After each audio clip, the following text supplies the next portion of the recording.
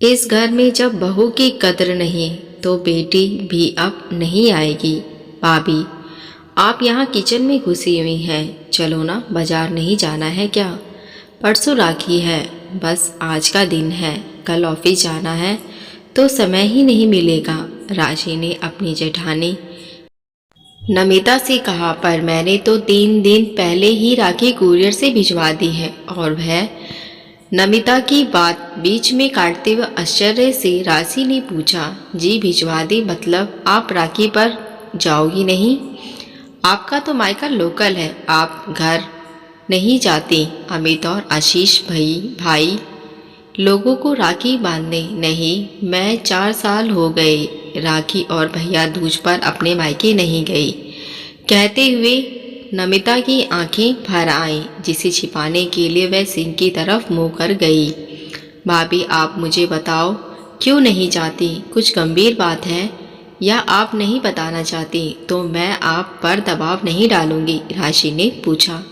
नहीं, ऐसी कोई बात नहीं है। मम्मी जी का कहना है कि रीतू और अलका आएगी राखी वाले दिन, तो वह क्या खुद काम करेंगी यहाँ मायके में?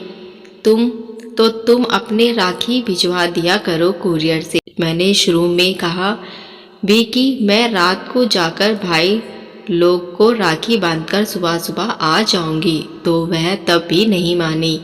अब अमित, तुम्हारे भाई साहब ने तो मुंह खोलना ही नहीं है, तो क्या कहती? या तो कलेश करती या फिर चुप रहती। तो मैंने चुप रहना बेहतर समझा। अब नमिता का जैसे बांध टूट गया और वह बिलक पड़ी। राशि के मुंह से बोल ना फूटना, पर इतना तो समझ गई यह स्थिति अब कल फिर से रिपीट होने वाली है। अभी राशि सोच ही रही थी कि नमिता की आवाज़ आई, मेरे मायके में तो भैया दूज भी बनाया जाता है, पर यहाँ तो ये रीत ही नहीं है, तो मेरा भाई दूज भी बंद करा दिया।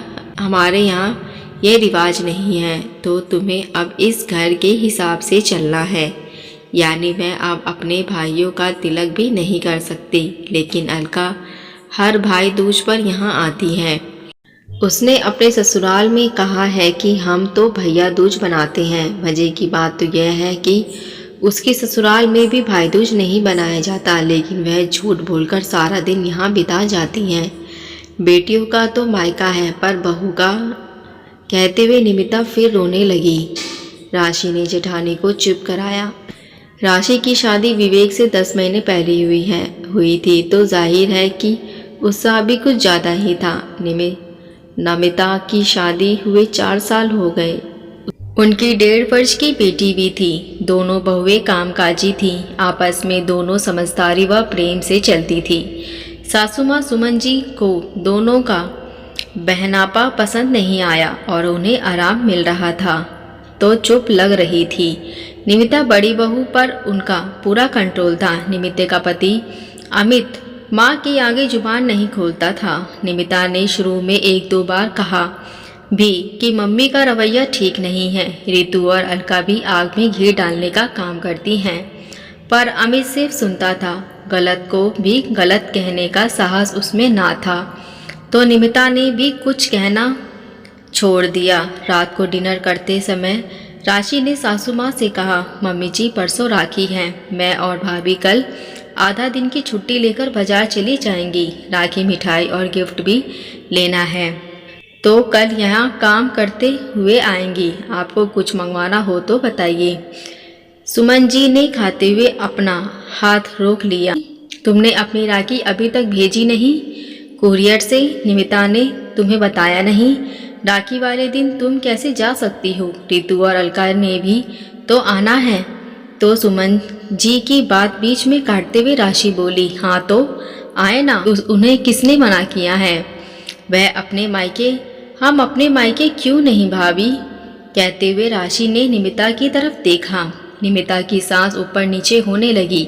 बोली, कुछ नहीं तो क्या त्योहार वाले दिन दोनों अपने मायके आकर यहाँ काम करेंगी? सुमन जी ने आवाज में तेजी लगाकर पूछा, क्यों काम करेगी? हम सुबह सुबह सब कुछ तैयारी करके जाएंगे, बस 8-10 चपाती ही तो डालनी होगी। भाभी मेरे साथ चली जाएगी।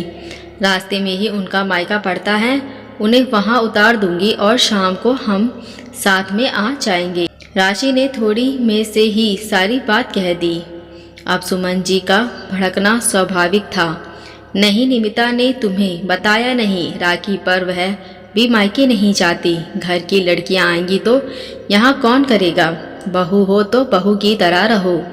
शांति प्रसाद जी, सुमन जी के पति ने कुछ कहना चाहा तो सुमन जी ने एकदम रोक दिया। यहाँ औरतों का मामला है, आप चुप रहिए। और शांति प्रसाद जी चुप बैठ गए।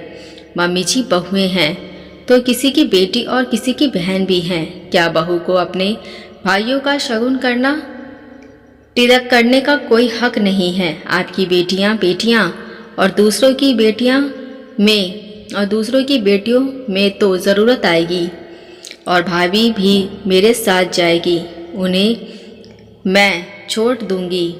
और अमित ने गुस्से में आकर, निमिता नहीं जाएगी, और अगर गई तो मुझसे बुरा कोई नहीं होगा। मम्मी ने जो कह दिया वो कह दिया, बाकी तुम जानो। और विवेक एकदम बोला, सही है भैया, दोनों नहीं जाएंगी। और मम्मी, रितु और अलका दोनों को बोल दो कि वह अपनी अपनी राखियां हमें कुरियर से भेज दें। उनकी भी तो नंदे मायके आएंगी, तो क्या त्योहार वाले दिन वह अपने घर में काम करेंगी? बिल्कुल नहीं। सब स्तंभ खड़े विवेक का मुंह देखने लगे। भैया, मुझे तो ताज्जुब हो रहा है। आपको मैं अपना आदर्श मानता था, पर पता नहीं था कि आपकी सोच भी ऐसी होगी। आपको भाभी का कर्तव्य याद है, पर आपका क्या कर्तव्य है वो भूल गए और याद नहीं रखना चाहते। अपनी माँ और बहनों को खुश करने के लिए पिछले 4 सालों से अपनी पत्नी को इस खुशी से दूर कर दिया। क्यों? आपकी बहन है तो उसके भाई नहीं हैं क्या? और मम्मी, आपने बरसों पहले हमारी बुआ जी का आना बंद करवा दिया था। पापा ही जाते थे राखी बंधवाने, तब आपने एक बेटी का यहाँ आना बंद किया था और अब बहुओं का जाना बंद करना चाहती हैं। तो ठीक है, फैसला आप करो। अगर इस घर की बहुएं नहीं जाएंगी तो आपकी बेटियां भी यहाँ नहीं आएंगी। वह राखी अपने घर मनाएंगी, या फिर यह दोनों बेटियां भी अपने मायके जाएंगी। और यह कहता हुआ विवेक कमरे से बाहर चला गया और पीछे छोड़ गया गहरा निस्तब्धता। दोस्तों, अगर ये कहानी आपको पसंद आई हो तो मेरे चैनल को सब्सक्राइब, लाइक, शेयर ज़रूर करें। देखने के लिए धन्यवाद।